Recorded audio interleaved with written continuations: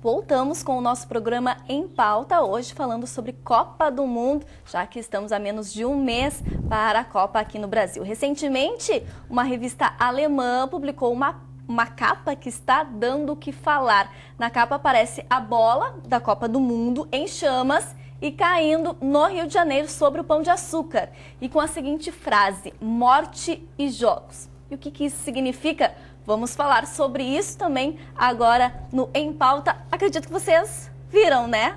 Essa capa aí que gerou bastante polêmica. Capa da Der Spiegel, que é junto com a Stern, são as duas maiores revistas da Alemanha, né? Então... E o que significa essa frase, É um temor da violência, é reflexo das manifestações que a gente teve, inclusive que tivemos lá na Copa das Confederações? Olha, para mim as manifestações são uma incógnita. Honestamente, eu não sei de que forma elas vão ocorrer, em que proporção e quem vai se dispor a fazer manifestações. Honestamente, não consigo dimensionar. O que me parece é que no entorno dos estádios e nas cidades sedes, eu posso afirmar que a violência vai cair. Eu posso afirmar isso pelo que eu vi, por exemplo, na África do Sul. Eu fui cobrir a Copa da África e as recomendações eram as piores possíveis. Uhum. Né? E o que eu vi na Copa da África é mais ou menos o que está acontecendo aqui em Porto Alegre. Vai acontecer em Porto Alegre. Eles vão botar 5.000 soldados da Brigada Militar para trabalhar em Porto Alegre. O que está dando, inclusive, uma repercussão muito forte aqui no Vale do Sinos. E já foi tema do Em Pauta, que essa semana passou. Pois é, com o secretário, né? Exato. O secretário Egon, acho, né? Egon. Bom, então assim, nas cidades sedes eu vejo que o problema da violência vai despencar. As cidades, para mim, vão estar muito seguras, muito vigiadas. Bandido, criminoso, não sei se vai querer se expor tanto. É a minha sensação, eu posso estar errado. Uhum. Mas é o que eu trago de experiência da Alemanha e na Copa da África. Eu andei por Joanesburgo, que é uma das cidades mais violentas do mundo. Tranquilamente. Andava à noite, né, circulava, claro que com alguma recomendação, mas assim, eu não tenho nenhum episódio que eu participei, que eu presenciei, né, de me sentir, ter minha segurança colocada em xeque, né, então assim... Por quê? Porque é isso, no entorno dos estádios, a cada quarteirão tinha 3, 4 policiais. Na região central, lotado de policiais. Uma coisa que me chamou muito a atenção, até na cobertura aí que eu fiz por Grupo Sinos, policiais com vestimentas sempre com luminosos. Uhum. Então, aquela coisa bem ostensiva. Tu olhava aquele verde-limão, aquele laranja-limão à distância. Para mostrar que estavam ali. Eu até fiz uma comparação que a farda da brigada aqui do Rio Grande do Sul, né? Nossa, é quase uma camuflagem, aquele marrom desbotado, né? Aquilo meio que passa quase percebido, né? Mas é o meu sentimento, gente. Eu posso estar errado, né? Mas eu acho que nas cidades certas a violência vai diminuir. As manifestações, para mim, é uma incógnita. Pois é, eu participei no ano passado lá na Copa das Confederações do Rio, teve as maiores manifestações do Brasil, né, naquela época. Teve muitas manifestações no Rio, em Brasília, inclusive anantes dos jogos, assim, pois é, assim, daí como é que tava? E dentro do estádio também. Aí eu não deixo o Chico falar. Não, tranquilo. Mas o que funcionou assim, ó, lá no Rio? O que eu vi de perto? Foi bem na semana que começou a Copa das Confederações, começou a ter primeiros protestos aqui em Porto Alegre, né, que foi onde mais ou menos começou tudo devido ao aumento do preço das passagens. Passou para São Paulo, onde daí teve o caso mais da violência policial recíproca, né? Uma jornalista que tomou um jornalista tomou uma bala de borracha no olho e acabou saindo. Isso foi na véspera de começar a Copa das Confederações. Então, no Rio de Janeiro o clima era, como o Mate falou, tu tinha policial por tudo, assim, ninguém se sentia inseguro no Rio.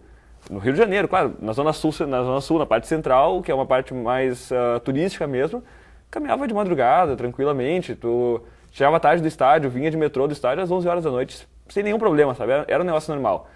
Mas as manifestações, naquela época ainda tinha, como era o início, a questão não estava ainda assim nem muito partidarizada e nem muito liderada, onde veio grandes lideranças, tinha manifestações que saíam de cada ponto da cidade e de repente chegavam no mesmo lugar, porque e cada uma com uma reivindicação diferente. Uhum. Então assim, nos protestos pacíficos, né, falando assim, tanto que tinha lá 300 mil pessoas na Avenida Rio Branco e de repente saíram 1.000 pessoas para depredar a Assembleia Legislativa. Eram 2 blocos completamente distintos, mas estavam na mesma noite em lugares a 300 metros um do outro. Só que daquelas 300 mil pessoas, a gente nem sabia do negócio da alergia, foi ver depois. Em Brasília e em Belo Horizonte, né, que teve questões um pouco mais graves, que em Belo Horizonte teve uma pancadaria bem forte. Me parece que a questão dos protestos perdeu muita força. Talvez, claro, chegando no Copa do Mundo, o pessoal vai ver que tem uma oportunidade, até porque aparece muito na imprensa lá fora, e isso acaba sendo positivo até. Mesmo uma repercussão de protestos, pancadaria, só que mostra uma população, mesmo sem saber muito o que é, uma população engajada, me parece, assim, ao menos falando com o pessoal depois. Fiz várias matérias sobre os protestos, participei dentro assim, do protesto, lá, vendo por tudo. No dia seguinte fui entrevistar os caras de fora, tinha pessoal da Reuters TV, todos os jornais que tu imaginar, a Espanha estava jogando no Rio de Janeiro no dia seguinte, então tinha gente de tudo que é lugar vendo ver a Espanha. E todo mundo achou aquilo interessante, eles disseram que acharam legal assim, porque as notícias que eles tinham do Brasil, de ser sempre, estão gastando dinheiro absurdo, tá morrendo gente na construção dos estádios, e ninguém faz nada, isso está mostrando que não, que a percepção que a gente tinha do brasileiro era errada. A imagem acabou, naquele momento, acabou sendo mais positiva do que parecia para nós naquele dia vendo os protestos. E claro, a partir do momento em que virou um negócio mais black bloc, mais anarquista, assim, digamos assim, cada um tem seus motivos, mas no momento em que virou depredação pela depredação, o negócio meio que perdeu um pouco a mão. E tanto que diminuiu totalmente, né? A gente não tem aqui, pelo menos aqui na região, Porto Alegre, também a gente não vê mais questão de protestos desde outubro do ano passado. Vamos ver como é que vai ser na época da Copa. Eu não sei, Gustavo, também como é que é a repercussão nesses jornais que tu tá fazendo as pesquisas, se aparece essa questão da violência, da manifestação. Então, nós analisamos o país comparativo com a Folha, está sendo um artigo até agora, que vai ser encaminhado agora no final de maio, durante a Copa das Confederações, né? Comparando aí o Brasil e a Espanha. A gente deu sorte que os dois fizeram a final, né? Para nós foi muito interessante do ponto de vista esportivo e também dos manifestos.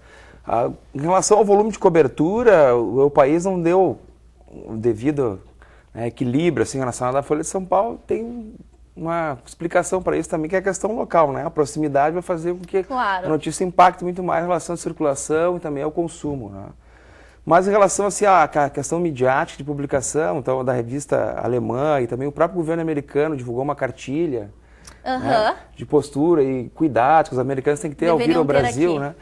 Tem uma questão histórica, cultural também, que o Brasil é um país estereotipado, né? Então, as pessoas acham que alguns ainda têm a sensação que vão chegar aqui de cedo do avião, vão estar no meio da selva ainda mesmo, mas não tem um conhecimento apropriado. Ainda acham, né, nesse sentido. Tem lugares que efetivamente pode acontecer isso, mas não é a realidade. Somos um país, né, industrializado, né, urbano, predominantemente urbano, tem uma série de características que se transformaram ao longo do tempo. Então tem esse cuidado, assim, dessa questão do estereótipo que faz parte do que está sendo carregado. E sobre os manifestos, eu espero que tenha, né, sinceramente, uma dimensão de cidadania, de civilidade, né, porque as pessoas vão lá se manifestar, que é uma vitrine mundial, né, os olhos da mídia estão todos aqui, que vão manifestar o nosso desacordo em relação ao que vem acontecendo no Brasil, sobre segurança pública, saúde, educação, mobilidade urbana, ou seja, o cidadão tem uma possibilidade de se manifestar civilizadamente, sem violência, né? E a preocupação, assim, acho que o Martin levanta que ele tem dúvidas, quem é que também vai querer sair de casa para correr o risco de sofrer violência, né, da segurança pública, porque a coação vai ser muito grande em relação à circulação de pessoas, enfim. Mas eu penso que o local assim mais propício para isso é o local as fanfests, né, que elas são um lugar de público, de acesso, que as pessoas vão poder assistir via telão, tem shows, enfim, que é uma possibilidade disso acontecer. Então eu espero que aconteça por uma dimensão de cidadania e também porque eu tenho um aluno de mestrado que está com esse objeto de pesquisa. Né? Então, para a pesquisa dele, para dar sentido à pesquisa tem que acontecer, claro que sem violência, né? Só deixar claro uma questão de cidadania. Né? Se eu ver que está muito morno e começar, eu vou te procurar. Tá certo, não está liderando. Vamos nos mobilizar. Falar o professor Gustavo com uma faixa na mão.